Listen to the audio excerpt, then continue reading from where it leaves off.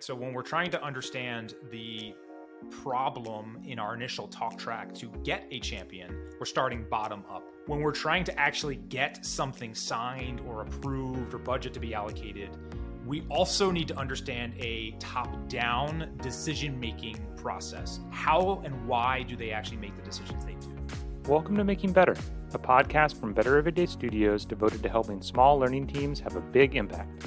Today, I am talking to Sean Adams, the head of sales and partnership at Iorad. As I've been focusing on growing my business, I've had to learn a lot about sales. More and more, I am finding that learning teams could learn a lot from sales teams about how to get buy-in on learning initiatives. So that's what I want to talk to Sean about today. Let's dive in. Sean, welcome to the Making Better podcast. How are you doing today? Matt, it's great to be here. I'm doing excellent. Thanks for having me.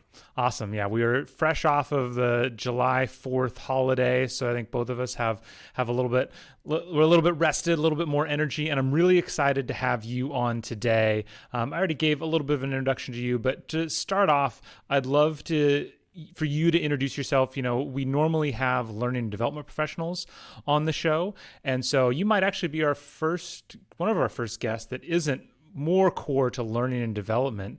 So tell us a little bit more about you. Yeah. So just really quick background. I spent the first about 10 years of my career in the small business world. I owned a couple of service-based companies and went through all the trials and tribulations of how not to run a company. And one of the main things that I really learned was around systems and processes, or lack thereof. And I kind of got obsessed with this once I realized what a gaping hole I had in my mindset and the organizations themselves. And actually spent the better end of that period of my life actually kind of documenting all of these things and trying to share this with others. Actually had an opportunity to sell off my small business, did consulting work, helping people to kind of adopt systems and processes and bring software into their organizations. And what I found out, fast forwarding to kind of where I am now, is I was doing L&D type of work and kind of light instructional design in some of the programs and courses and systems we were building. And it's kind of a strange way to get into it, but basically I moved into doing software sales, selling a lot of the solutions that I was helping to implement or helping to enlighten for folks, and eventually found my way into Iorad, where I head up the sales team here. And we actually sell to L&D and to a lot of sales enablement programs, those looking to kind of document how they do what they do, specifically with product or digital walkthroughs. So any kind of training of a place where you're going to take a screenshot to explain something, we're helping you build interactive tutorial content in that capacity. Awesome. Yeah. And then that's how you and I met through Iorad. We were at DevLearn in Vegas last year, I believe. And yeah, for though this isn't meant to be a session, this isn't going to be a show on Iorad, but it is an excellent product. I've used it before. I think it's exactly what you say, is it's a really simple way to help document processes of any software that you're using within your organization. So really super simple way to do it. But the thing that grabbed my attention, and the reason I wanted to talk to you today, is because, I, as a small business owner, the thing that I've had to teach myself is how to sell, right? Like when I went out on my own, the main focus of going from being inside a company to being outside of a company is I need to learn how to sell my services. And so I've been reading a lot of sales books, and I was reading a book called Predictable Prospecting. And it was talking about basically how to identify stakeholders and figure out like what their pains are so that you can help solve those pains and sell to those pains. And when I sat back and thought about it, one of the biggest things in learning and development that we always talk about is trying to get a seat at the table, trying to seem relevant.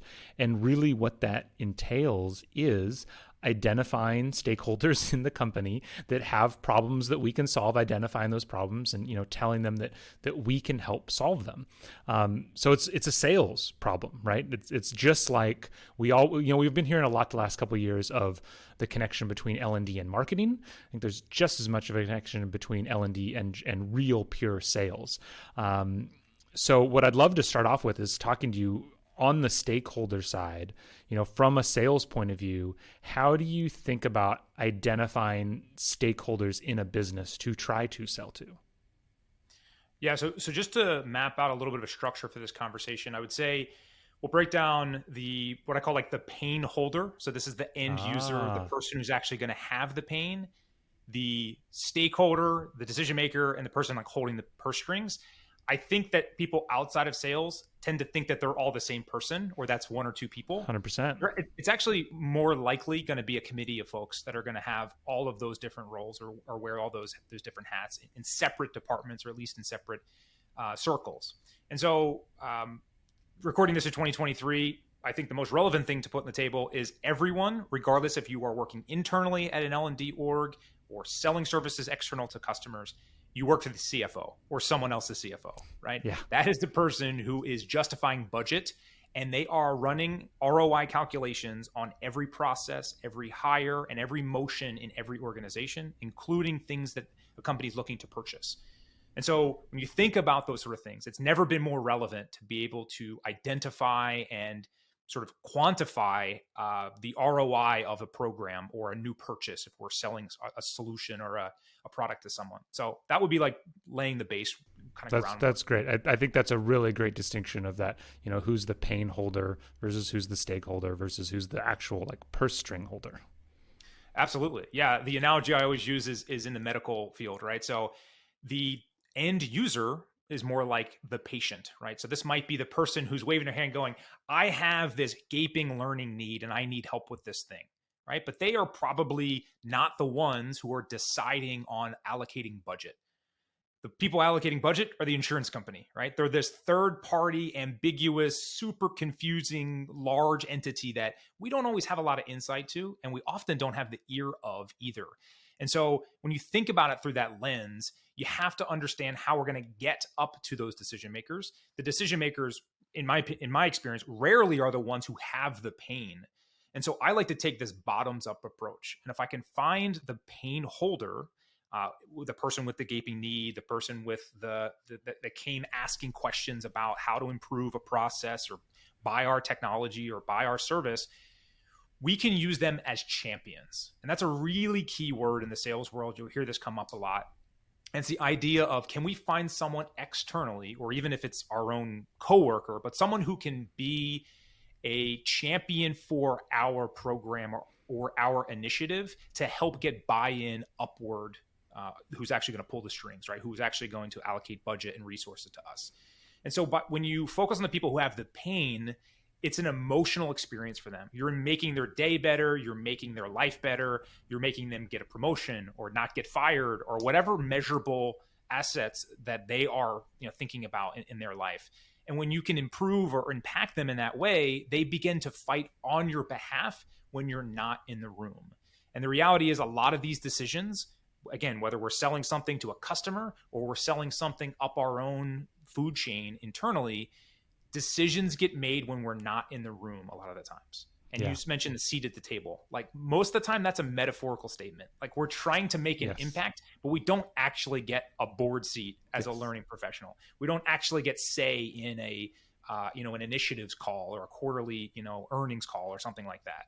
And so the idea is using a cohort of pain holders to help bolster that case and allow them to help you paint the picture of like what the decision-making process looks like.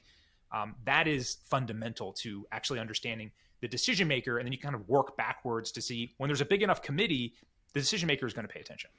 That totally makes sense. I love that distinction of, it's almost unrealistic to get a quote unquote seat at the table when you're a central learning function and you're serving all these different interests. You're not going to get a seat at the table of production leadership and of supply chain leadership and of the sales team leadership. Like it's not going to happen. And so rather it's finding that manager, that director that does have that real pain that you can connect with. I think one thing that I always talk to people about is find someone who not only has a real pain, but has a belief in training. They came from the military. They came from a lot, like GE that already invests a ton in training. So they've seen it firsthand, to get as your champion who you're using their seat at the table because you're never realistically going to get a seat at all the tables. Spot on. Awesome. Spot on. Awesome. Okay, so that's a great way to think about how to identify kind of those right people. One thing that I've found really interesting as I've gotten into this world is as you think about the different levels of the chain from the pain holder up to the CFO, is how you kind of adjust what that pain is or what the problem is that you're saying you're going to solve. Like you mentioned, at the ground level, it's a very emotional conversation. It's a real thing to them. But I feel like that changes as you go up. Like when you get to the CFO, it's not going to be an emotional discussion, right? Yeah, exactly. So it's a multi-threaded approach, right? So when we're trying to understand the problem in our initial talk track to get a champion, we're starting bottom up for the most part. When we're trying to actually get something signed or approved or budget to be allocated, we also need to understand a top-down decision-making process. How and why do they actually make the decisions they do?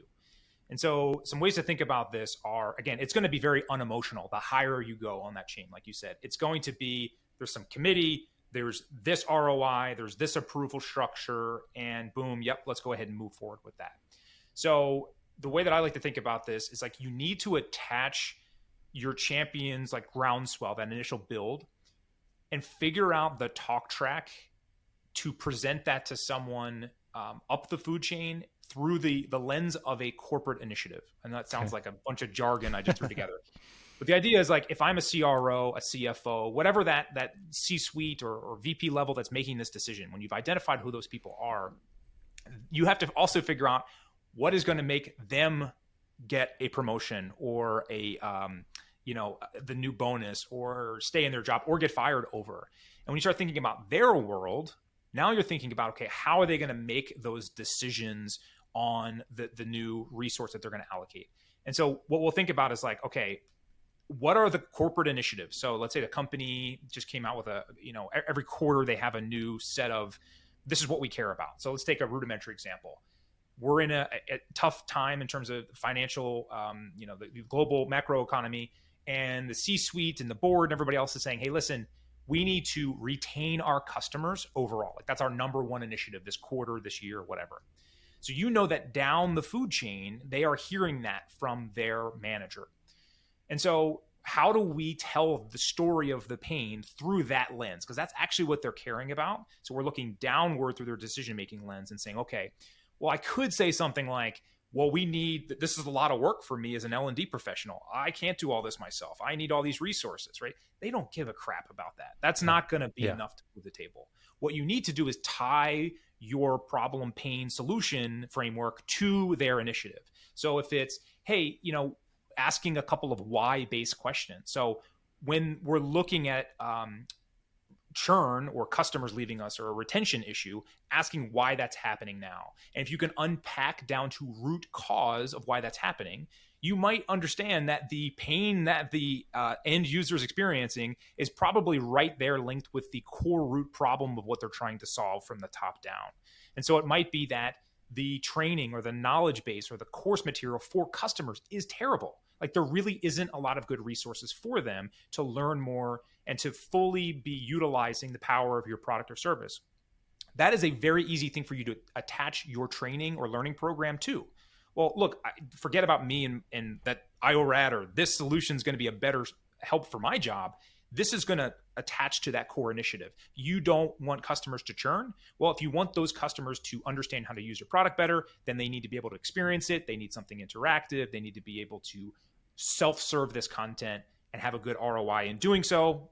This is why I'm presenting this solution to that problem. But it was through their narrative, if that makes sense. So it's top down is really or bottom up is understanding that problem, and then top down is understanding how the decision gets made. And we have to be able to speak both those languages to actually get buy-in kind of across the board.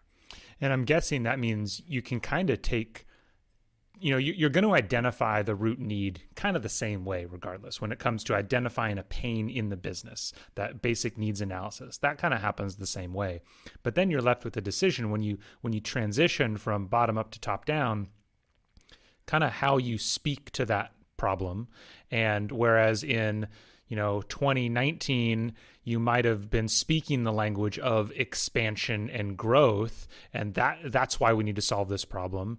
Now you're speaking a language that's more about, like you said, retention and limiting losses, because the right argument at the wrong time is still the wrong argument. And so it's all about framing that pain in a way that matches what leadership cares about today.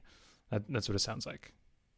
That's exactly right. That's where I think a lot of learning professionals may go wrong is in it's just their delivery and presentation of what is a very important part of the corporate structure, just delivered in a way that hasn't been framed for impact. Yeah. It's been framed through the lens of like a me focused approach. Yes. It's very much like, oh, well, it's obvious to me that we need these learning initiatives and these programs and this headcount and this tool.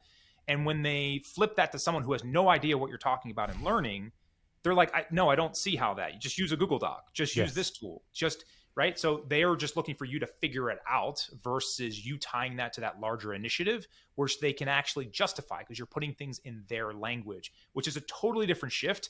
And that's the thing where like everyone is a seller, right? We're all selling something. Yeah. And understanding the skills that you're talking about here are exactly it. It's the way in which we can present and use that stakeholders' language to support our argument, even if it might seem like we're putting their needs first.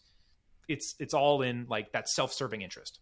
Yeah, absolutely. And it's interesting because I think this speaks to something that I've noticed in just about every organization I've talked to is there is a real breakdown, and it can be at a different point in the chain, but there is some break between what the people on the ground, like the frontline managers, like see as the need and what the top level leadership see as the need. And I think a lot of it probably is to do with translating between the bottom up and the top down. Somewhere along the way, it could be at the director level, it could be at the VP level, somewhere at every company, it changes of which they're caring about more. And I think you're spot on is, being able to speak both languages is critical.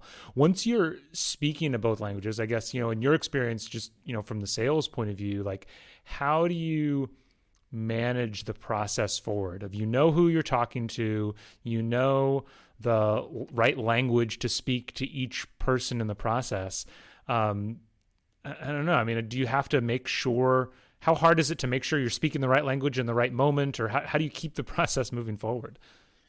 Yeah. So to oversimplify this a bit, I talk about a concept called show versus tell, which sounds very obvious, but rarely actually gets executed.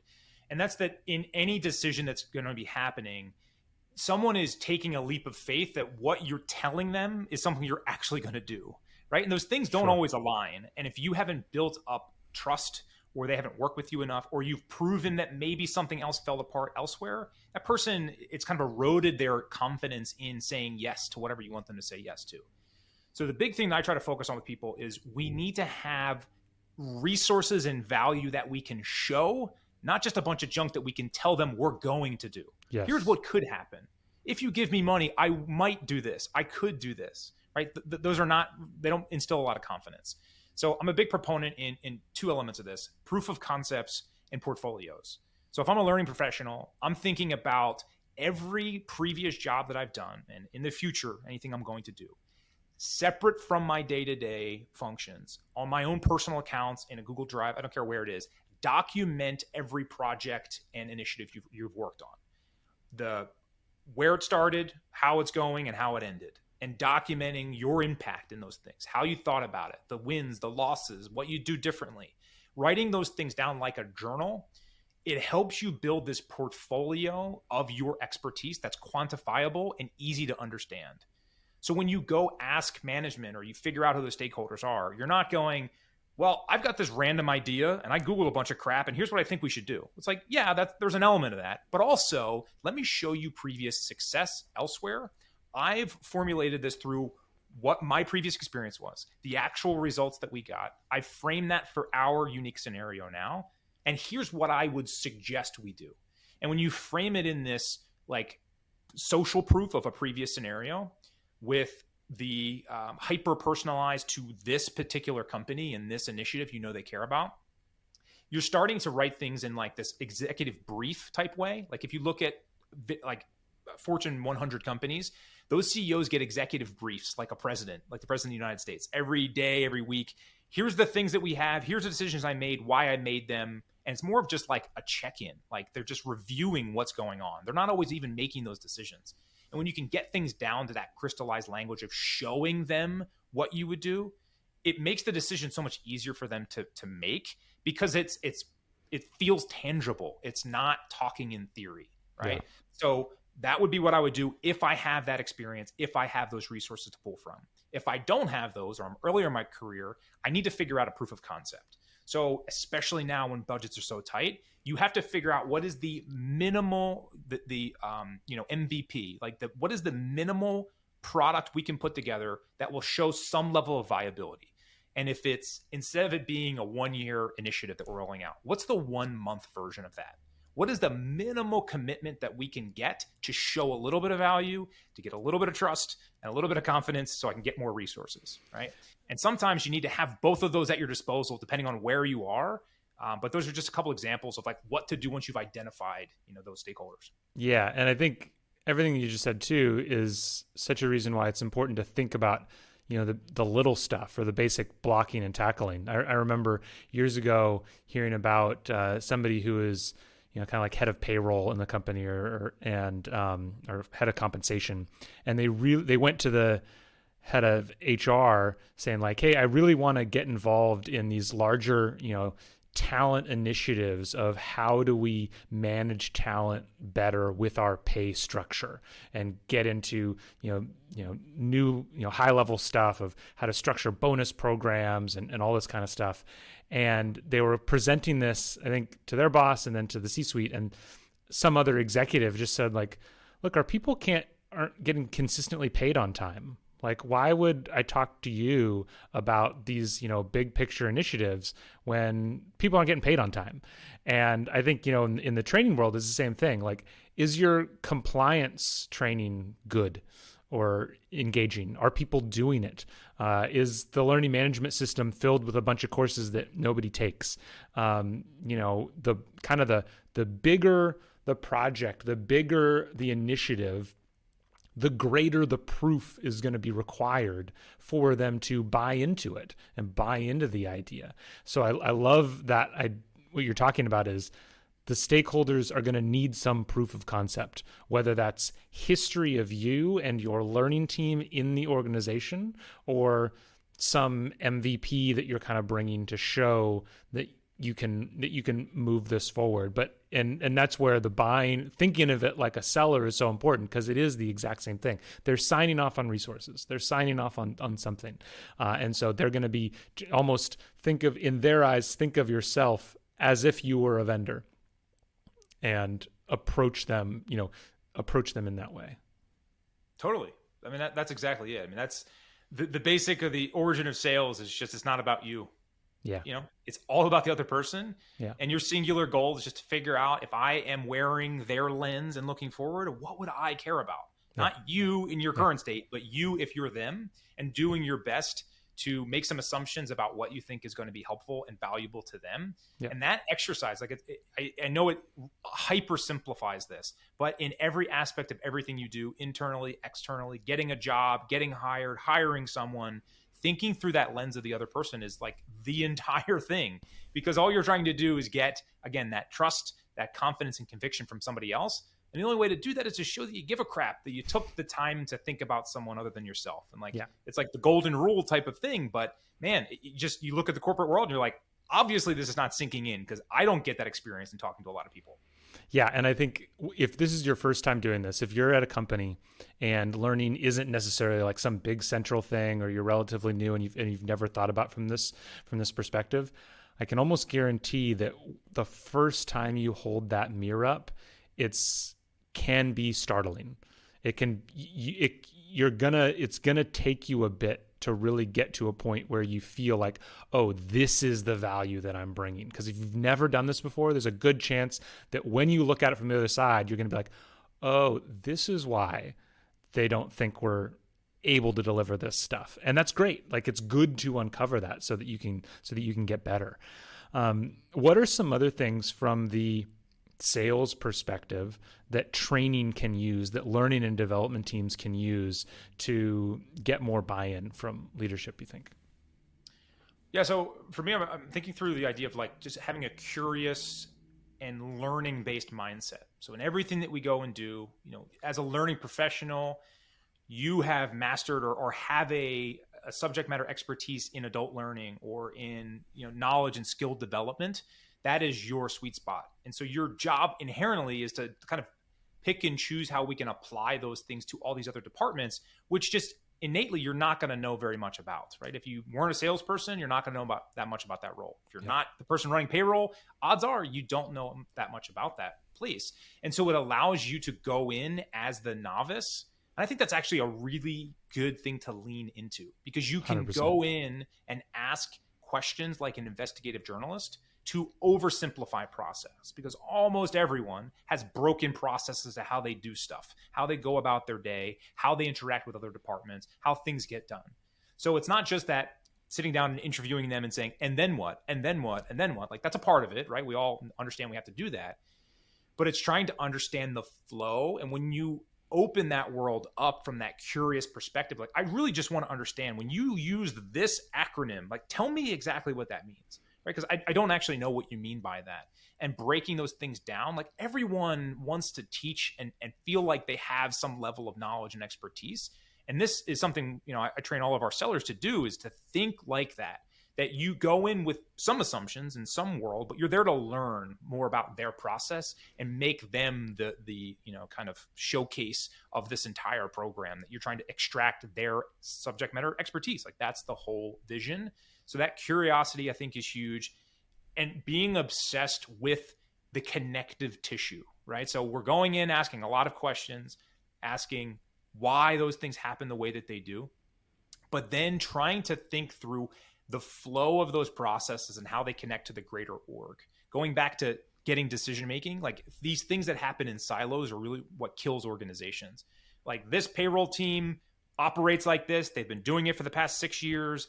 That's how everything works. And then it just doesn't then it gets handed across the fence to somebody else and it falls apart, right? Because those things are operating in silos. So as a learning professional, if you can think through the connective tissue of, like, what would streamline that process? What would be helpful? Asking them, like, what are you complaining about in Slack about that other department?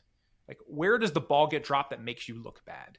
And when you can ask those sort of questions to figure out, like, low-hanging fruit that no one else is picking up, it's a great place for the learning team to go, well, that's just like, we just got to put this little process in, or we just need like one doc to explain this, or like one little mini course or a micro learning or a card explaining that pops up on the screen here. It helps you think through what those busy professionals don't have the time to think through. And it's often the connective tissue, at least in my experience. Yeah, and that's one of the best things that L&D teams can do. It's one of the benefits that we can bring, is being that external view that can see that all the connective tissue. So leaning into it is huge, is hugely important for us, so that it can be effective.